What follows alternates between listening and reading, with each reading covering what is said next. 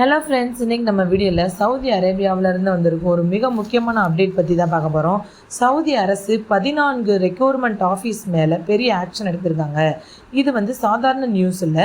வேலைக்கு போகிறவங்க, கல்ஃப் போக பிளான் பண்ணுறவங்க எல்லாரும் கண்டிப்பாக தெரிஞ்சுக்க வேண்டிய விஷயம்.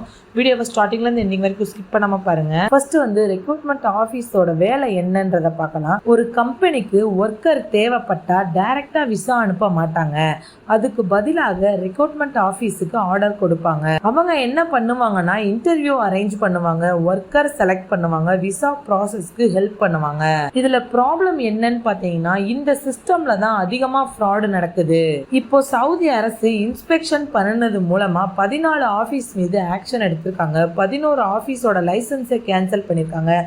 3 ஆஃபீஸை ஃபுல்லாகவே க்ளோஸ் பண்ணிட்டாங்க. இதில் முக்கியமான விஷயம் என்னன்னு பார்த்தீங்கன்னா சவுதியில் யாருமே பெரியவங்க அப்படின்னு கிடையாது.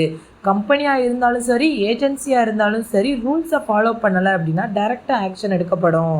இப்போ இல்லீகல் ரெக்ரூட்மெண்ட் ப்ராசஸ் பற்றி பார்க்கலாம். ஃபஸ்ட்டு பெரிய தவறு என்ன தெரியுமா? ரெக்ரூட்மெண்ட் ரூல்ஸை ஃபாலோ பண்ணாமல் வேலை செய்கிறது தான். எப்படி ஃப்ராடு நடக்குதுன்றதை பார்க்கலாம். Company already visa plus ticket மணியை கொடுத்துருவாங்க.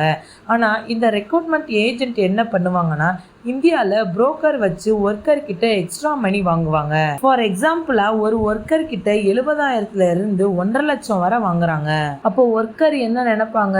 விசா காசு கொடுத்து தான் வாங்குறோம் அப்படின்னு நினைப்பாங்க. ஆனால் உண்மையில் அது ஆல்ரெடி கம்பெனி பே பண்ணியிருக்கோம். இருக்கிறதுலே இதுதான் பிக்கஸ்ட் ஸ்கேம். வயலேஷன் 2 பார்த்தீங்கன்னா மணி ரிட்டர்ன் டிலே பற்றி பார்க்கலாம். கம்பெனி ப்ராஜெக்ட் கேன்சல் ஆகும். அப்போ என்ன ஆகணும்? மணி திருப்பி கொடுக்கணும். ஆனால் இந்த ரெக்ரூட்மெண்ட் ஆஃபீஸ் என்ன பண்ணுவாங்கன்னா டிலே பண்ணுவாங்க, அவாய்ட் பண்ணுவாங்க, எக்ஸ்கியூஸ் கொடுப்பாங்க. இதனால கம்பெனிஸ் கம்ப்ளைண்ட் கொடுத்தாங்க, அதனால ஆக்ஷன் எடுத்திருக்காங்க. தேர்ட் வயலேஷன் பார்த்தீங்கன்னா கம்ப்ளைண்ட் இக்னோர் பண்றது. இதுவும் பெரிய மிஸ்டேக் தான். கஸ்டமர் கம்ப்ளைண்ட் இக்னோர் பண்றது. ஃபார் எக்ஸாம்பிளா கம்பெனி கேட்டிருப்பாங்க இங்கிலீஷ் தெரிஞ்ச டிரைவர் வேணும் அப்படின்னு. ஆனா இங்கிலீஷ் தெரியாத டிரைவரை அனுப்பியிருப்பாங்க.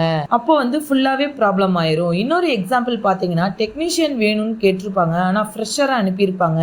இந்த சிச்சுவேஷன்ல கம்பெனிக்கு லாஸ் ஆகும், வேலையும் பாதிக்கும். கம்ப்ளைண்ட் கொடுத்தா கூட ஏஜென்சி ரெஸ்பாண்ட் பண்ண மாட்டாங்க. அதனால டைரக்ட் ஆக்ஷன் எடுக்கப்படும். நெக்ஸ்ட் கம்ப்ளைண்ட் எப்படி கொடுக்கலாம்ன்றத பார்க்கலாம். சவுதி அரசு என்ன பண்ணிருக்காங்க தெரியுமா? 2 இம்பார்ட்டன்ட் ஆப்ஸ் லான்ச் பண்ணிருக்காங்க. முசானத் ஆப்ல ரெக்ரூட்மெண்ட் கம்ப்ளைண்ட்ஸ் பண்ணிக்கலாம். மினிஸ்ட்ரி அப்ளிகேஷன்ல ஒர்க்கர் கம்ப்ளைண்ட்ஸ் பண்ணிக்கலாம். கம்பெனி அல்லது ஏஜென்ட் தவறு பண்றாங்க அப்படின்னா டைரக்டா கம்ப்ளைண்ட் கொடுக்கலாம். கவர்மெண்ட் சீரியஸா இன்வெஸ்டிகேட் பண்ணுவாங்க.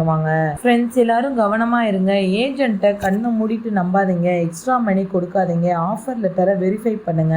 நல்லா ஞாபகத்துல வச்சுக்கோங்க. ஃப்ரீ விசான்னு சொன்னா கூட செக் பண்ணிக்கோங்க. இல்லைன்னா காசும் போயிடும், உங்களுடைய வேலையும் போயிடும். ஓவராலா பார்க்கும்போது சவுதி அரசு ஸ்ட்ரிக்டா இருக்குது. ஃப்ராட் ஏஜென்சிக்கு சான்ஸே இல்லை. ரூல்ஸை ஃபாலோ பண்ணினீங்க அப்படின்னா சேஃபாக இருக்கலாம். இல்லைனா டைரெக்டாக பேன் பண்ணிடுவாங்க. இந்த வீடியோ உங்களுக்கு ரொம்பவே யூஸ்ஃபுல்லாக இருக்கும்னு நினைக்கிறேன். மறக்காமல் நம்ம சேனலை சப்ஸ்கிரைப் பண்ணிக்கோங்க. தேங்க்யூ.